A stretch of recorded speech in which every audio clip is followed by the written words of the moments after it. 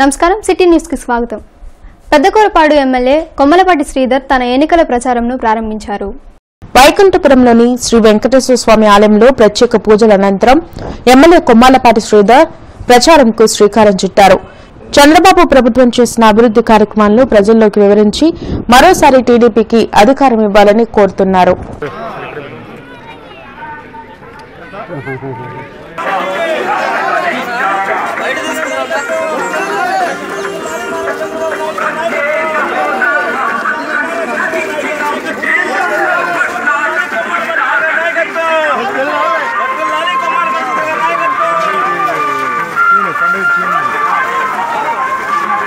CM Chandrababu తిరిగి ముఖ్యమంత్రి కావాలని కాంక్షిస్తూ ఈరోజు బ్రాడీపేట శ్రీ కోదండ రామస్వామి ఆలయంలో తెలుగు మహిళలు ప్రత్యేక పూజలు జరిపారు. తెలుగు మహిళా నేతలు పానకాల వెంకట మహాలక్ష్మి, తిరువాళ్లూరు పద్మావతి, లాం నవమి, మల్లిక తదితరులు ఈ పూజల్లో పాల్గొన్నారు. పవిత్ర సప్తమి సందర్భంగా శ్రీ విఘ్నేశ్వర స్వామికి పూజలు జరిపారు. సీఎం చంద్రబాబు తిరిగి ముఖ్యమంత్రి కావాలని, రాష్ట్రం అభివృద్ది చెందాలని ఆకాంక్షించారు. అలాగే రాష్ట్ర ప్రజలు ఏ విఘ్నం లేకుండా సుఖశాంతులతో వర్ధిల్లాలని వెంకట మహాలక్ష్మి, పద్మావతి ఆకాంక్షించారు. నిర్వహించడం జరిగింది. మరి చాలా మహిమాన్వితమైనటువంటి విఘ్నేశ్వరుడి టెంపుల్లో ఉన్నారు. మరి కోరుకున్న ప్రతి ఒక్కటి కూడా మరి ఆయన తీరుస్తారన్న ఆశతో తెలుగుదేశం ప్రభుత్వం అధికారంలోకి రావాలని, చంద్రబాబు నాయుడు గారు మళ్ళీ ముఖ్యమంత్రి కావాలని, ఈ రాష్ట్రంలో మరి ధర్మాన్ని నిలబెట్టాలని, న్యాయాన్ని గెలిపించాలని చెప్పి మరి ప్రజలందరికీ కూడా విజ్ఞప్తి చేస్తున్నాము. మళ్ళీ సీఎం కావాలని, మళ్ళీ ఆయన సీఎంగా రావాలని మా అప్పం తెలుగు మహిళలు, నేను జిల్లా మహిళగా మా సంరక్షణ కోరుకుంటున్నాము. వినాయకుడి స్వామికి ఈ రోజున సప్తమి కాబట్టి ఆయన ఇష్టమైన రోజు మేము పూజా కార్యక్రమాలు చేశాము. ఇంటర్మీడియట్ పరీక్షలు ఈ రోజుతో ముగిశాయి. స్వల్ప అవాంతరాలు మినహా సజావుగా పరీక్షలు ముగియడంతో అధికారులు ఊపిరి పీల్చుకున్నారు. గత నెల 27న ప్రారంభమైన ఇంటర్ ప్రథమ, ద్వితీయ సంవత్సర పరీక్షలు బుధవారంతో ముగిశాయి. మంగళవారం ప్రథమ సంవత్సర పరీక్షలు ముగియగా బుధవారం ద్వితీయ సంవత్సర పరీక్షలు ముగిశాయి. జిల్లా వ్యాప్తంగా మొత్తం 133 పరీక్షా కేంద్రాల్లో పరీక్షలు జరిగాయి. మొత్తం 50,728 మంది విద్యార్థులకు గాను 49,129 మంది పరీక్షలకు హాజరయ్యారు. ఆయా పరీక్షా కేంద్రాల్లో మాల్ ప్రాక్టీస్ కు తావు లేకుండా అధికారులు తనిఖీలు నిర్వహించారు. స్వల్ప ఘటనలు మినహా మొత్తం మీద ఇంటర్ పరీక్షలు ప్రశాంతంగా ముగిశాయి. పరీక్షలు ముగియడంతో కేంద్రాల వద్ద విద్యార్థులు కేరింతలతో ఉత్సాహంగా గడిపారు.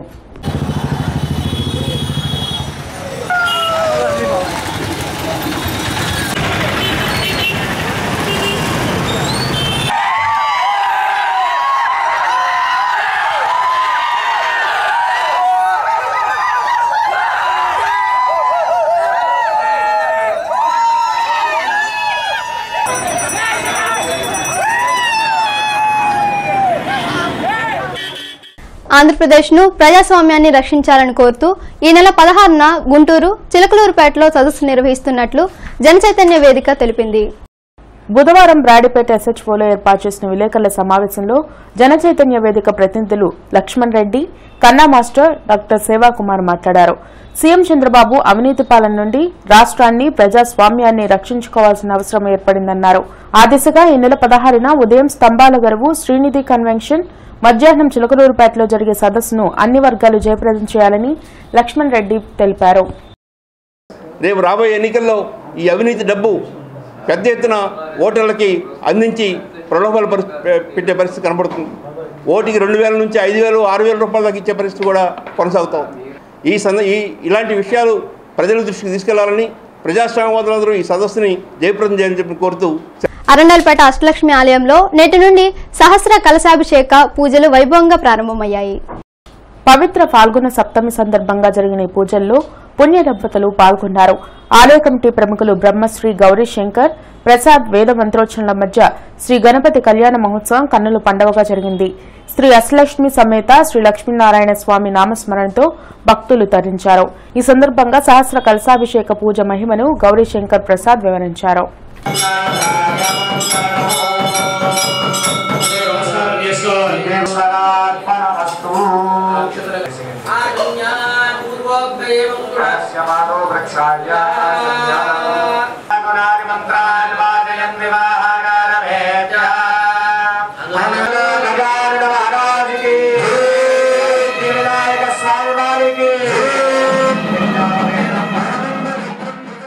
మాసానాం మార్గశిరం శ్రేష్టం అన్నాడు గీతాచార్యుడు.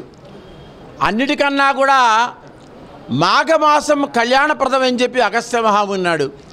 అంతకు మించి విశేషమైంది పాల్గొన మాసం అని చెప్పి విశ్వామిత్రుడు చెప్పాడు. ఏమిటి పాల్గొన మాసం అంటే సకల శుభాలకు ఆలవాలమైనటువంటి ఈ ఒక్క రోజున పాల్గొన మాసం సప్తమి బుధవారం రేవతి నక్షత్ర గడియలలో 32 మంది మహర్షులు పావన గంగానది ఒడ్డున అవతరించి తమ తపోశక్తిని జ్ఞానశక్తిని లోకానికి ధారపోసినటువంటి మహనీయ పర్వదినం ఇవాళ. గుంటూరు తిరుపతి గుంటూరు మధ్య నడిచే ప్యాసింజర్ రైలును ఈ రోజు నుండి పాక్షికంగా పునరుద్ధరిస్తున్నట్లు రైల్వే అధికారులు తెలిపారు. అయితే ఈ రైలు బుధవారం నుంచి తెనాలి తిరుపతి తెనాలి గుంటూరు మధ్య నడుస్తున్నట్లు తెలిపారు. గుంటూరు తెనాలి గుంటూరు మధ్య ఈ నెల 27 వరకు పాక్షికంగా రద్దు చేస్తున్నట్లు తెలిపారు.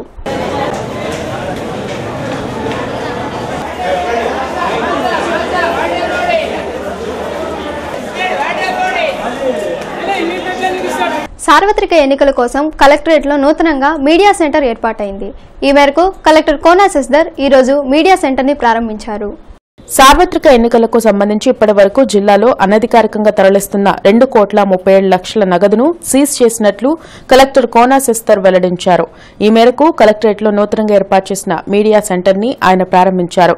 జిల్లాలో జరగనున్న అసెంబ్లీ పార్లమెంట్ నియోజకవర్గాల ఎన్నికలకు పటిష్టమైన ఏర్పాట్లు చేయడం జరిగిందని ఈ సందర్భంగా కలెక్టర్ తెలిపారు.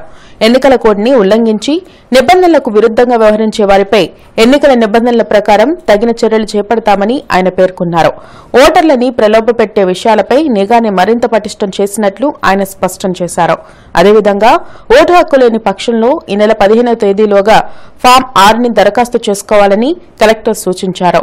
అదేవిధంగా ఎమ్మెల్సీ ఎన్నికల నిర్వహణ కోసం విస్తృత ఏర్పాట్లు చేయడం జరిగిందని ఆయన వివరించారు. మరి మున్సిపాలిటీస్లో అయితే మున్సిపల్ కమిషనర్స్, మండలాల్లో అయితే ఎంపీడీఓస్ని ఈ ఎంసీసీకి మోడల్ ఆఫీసర్స్గా పెట్టి మరి పర్యవేక్షణ చేస్తున్నాము.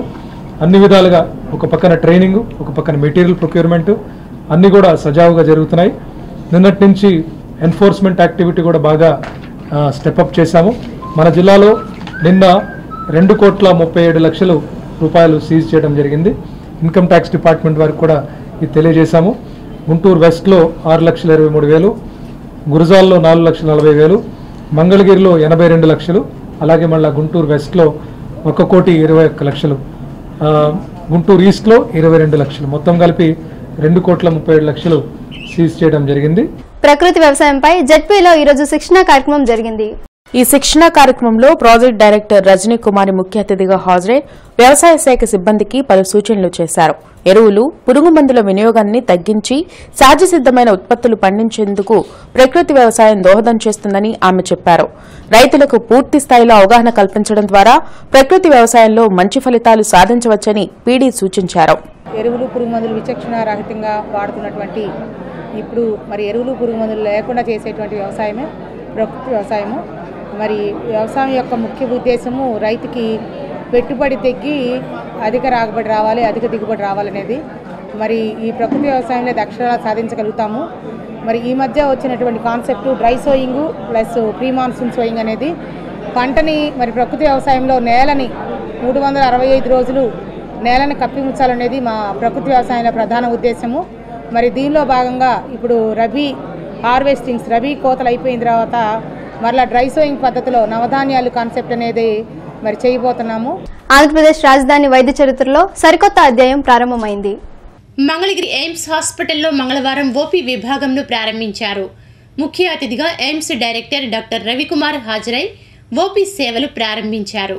ఈ కార్యక్రమంలో ఎయిమ్స్ మరో డైరెక్టర్ డాక్టర్ ముఖేష్ తదితరులు పాల్గొన్నారు. అనంతరం వారు మాట్లాడారు. What we look at the future is not going to be inpatient service or outpatient service. I think there is going to be a merging of all services into the model what we call care continuum. The patients don't want to be coming as an outpatient or inpatient. When the patient encounter happens, the institution and the healthcare providers give a continuum of care. That is the model I espoused 10 years ago in the US, care continuum model. That's what I would like to do along with the director and all the faculty here to develop a new model of care for the outpatient services. It is not going to be, in my opinion, in 5 years, outpatient services. This is a care continuum. ఎన్నికల సందర్భంగా వివిధ పార్టీల కోసం ముద్రించే pamphlets, ఇతర పత్రాల విషయంలో printers మరియు జిరాక్స్ వాళ్లు కొన్ని నిబంధనలు పాటించాలని మంగళగిరి తహసీల్దార్ రాంప్రసాద్ కోరారు. ప్రజాప్రాతినిధ్య చట్టం 1951 సెక్షన్ 127A క్రింద ఏ ప్రింటర్ కానీ, ఏ జిరాక్స్ సంబంధించినటువంటి షాప్ వాళ్ళు కానీ ఏదైనా ఎలక్షన్కి సంబంధించి ఒక క్యాండిడేట్ని ప్రమోట్ చేస్తూ కానీ ఎగనెస్ట్గా కానీ చేసేటువంటి ఎటువంటి పాంప్లెట్ కానీ పోస్టర్ కానీ కూడా ప్రింట్ చేసే ముందుగా ఖచ్చితంగా ఎవరైతే పబ్లిష్ చేయించుకుంటున్నారో ఆ వ్యక్తి దగ్గర నుంచి ఒక డిక్లరేషన్ తీసుకోవాలి. మారుతినగర్లోని శ్రీ కంచకామకోటి పీఠపాలిత మారుతి దేవాలయంలో వార్షిక బ్రహ్మోత్సవాలు వైభవంగా కొనసాగుతున్నాయి. ఉత్సవాల్లో భాగంగా గంగా గౌరీ సమేత గౌరీ శంకర స్వామికి సహస్ర కలశాభిషేకం నిర్వహించారు. ఈ నెల 21 వరకు వార్షిక బ్రహ్మోత్సవాలు జరగనున్నాయని కమిటీ నిర్వాహకులు తెలిపారు.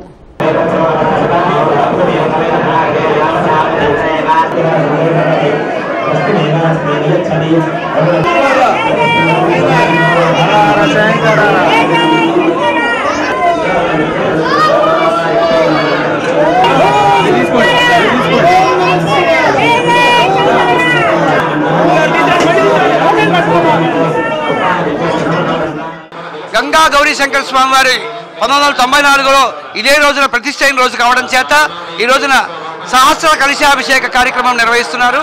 ఈ కార్యక్రమంలో భక్తులు విశేషంగా పాల్గొని స్వామివారికి అన్ని నదీనదాల నుంచి తెచ్చినటువంటి నీళ్లతోటి సుగంధ ద్రవ్యాలతోటి అభిషేక పాత్రలు తీసుకొచ్చి ఇక్కడ అభిషేకం చేయడం జరుగుతూ ఉన్నది.